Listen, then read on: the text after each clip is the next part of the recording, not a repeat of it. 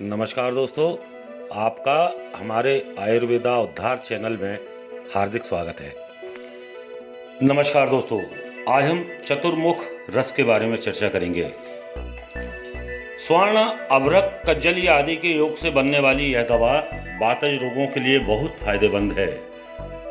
बेहोशी आना, हिस्टीरिया, मिर्गी और पागलपन रोग में इस दवा का अच्छा असर होता है।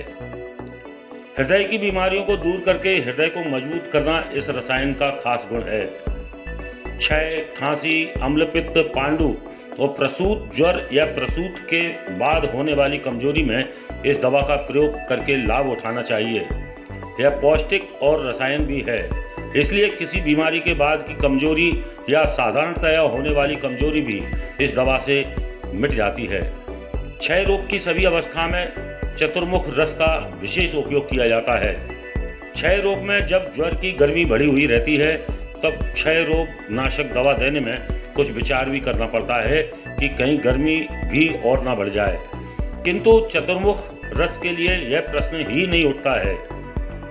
ज्वर की गर्मी बढ़ी हुई हो या मंद हो गई हो, प्रत्येक अवस्था में इसका उपयोग कर सकते हैं, क्योंकि इसमें क्षयोत्पादक कीटाणुओं को नाश करने वाला तथा अभ्रक धातुओं की निर्बलता दूर कर बलवान बनाने वाला है। यही दो गुण इस रसायन में प्रधान हैं। लौह आदि शक्तिवर्धक पदार्थों का भी सम्मिश्रण इसमें है। चतुर्मुख रस का सबसे विशेष प्रभाव ग्रहिणी, आंतें, बड़ी आंत और आमाशय आदि स्थान पर होता है। अतः क्षय उत्पादक कीटाणुओं द्वारा उत्पन्न विषाक्त गैस से जब आंतें दूषित होकर निर्बल होने लगती हैं और अपना कार्य करने में असमर्थ हो जाती हैं, तब चतुर्मुख रस के प्रयोग से बहुत लाभ होता है। इस रसायन का प्रधान कार्य शारीरिक निर्बलता दूर कर रस रक्तादि धातुओं को पुष्ट करते हुए शरीर को हष्ट पुष्ट बनाना है। अधिक शोक, चिंता कारणों से मानसिक क्षोभ हो जाता है। इससे पाचक पित्त कमजोर होकर मंदाग्नि तथा आमाशय की क्रिया शिथिल हो जाती है। ऐसी हालत में जो कुछ भी खाया पिया जाता है सब आमाशय में यथावत रह जाता है। भूख भी नष्ट हो जाती है, पेट भारी बना रहता है, अन्न में अरुचि, जी मिचलाना, पेट में थोड़ा थोड़ा दर्द होना, शरीर कमजोर हो जाना, रस रक्तादि धातु क्रमशः क्षीण हो जाना आदि उपद्रव उत्पन्न हो जाते हैं। ऐसी हालत में चतुर्मुख रस एक गोली बड़ी हर्रिक के चूर्ण के साथ 3 मासे के साथ शहद में मिलाकर देने से अत्यंत लाभ होता है, क्योंकि इसका असर पचनेंद्रिय पर पड़ता है।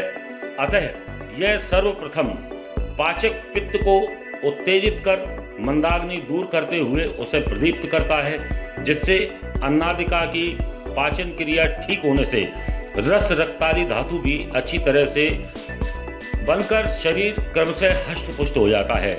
जठराग्नि मंद हो जाने से अन्नादिक का पाचन अच्छी तरह से नहीं होता है। इसका प्रभाव पक्वाशय पर भी पड़ता है। पक्वाशय शिथिल हो अपना कार्य करने में असमर्थ हो जाता है, जिससे अन्नादिक के जल भाग और किट्ट भाग का विभाजन भी ठीक नहीं हो पाता है। ऐसी अवस्था में पेट भारी मालूम पड़ना, जी मिचलाना, पेट में थोड़ा थोड़ा दर्द होना, कुछ बुखार भी हो जाना, भोजन करने की इच्छा न होना, अन्न में अरुचि तथा यकृत अशक्त होने से पित्तोत्पत्ति भी कम हो जाती है।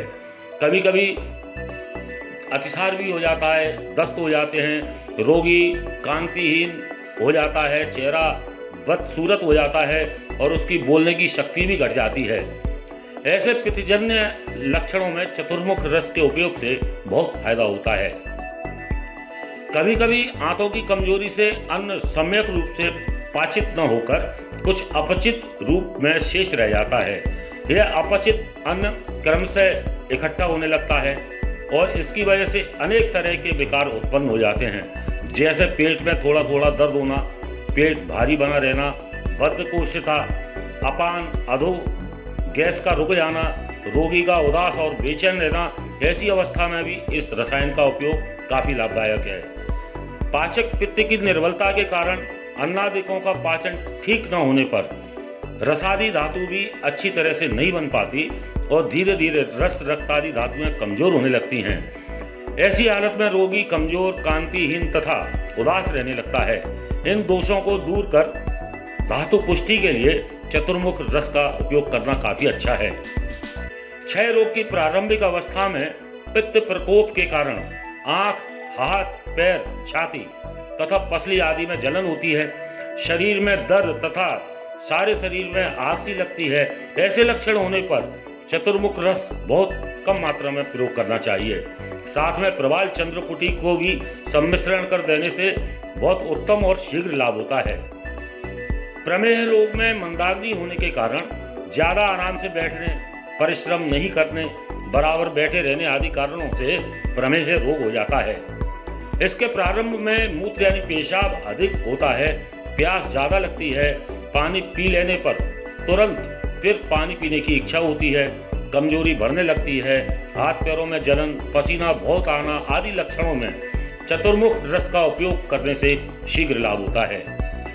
इस रसायन में कज्जली, योगवाही और रसायन है। लौह और अभ्रक शक्तिवर्धक तथा धातुओं को पुष्ट करने वाला है। सुवर्ण, राजक, क्षमा के कीटाणुओं को नाश करने वाला है। शक्तिवर्धक एवं रक्त को प्रसन्न करने वाला है। भावना, द्रव्य, घृत कुमारी, अग्नि, दीपक, पाचक, बलवर्धक रसायन और पुष्टिकर है। इस रसायन के सेवन से कठिन वात रोगों एवं ज्ञानवाही तंतुओं की निर्बलता, मस्तिष्क के विकार, अपस्मार, मिर्गी आना, बेहोशी आना, चक्कर आना, अपतंत्रक आदि विकारों को बहुत उत्तम लाभ होता है।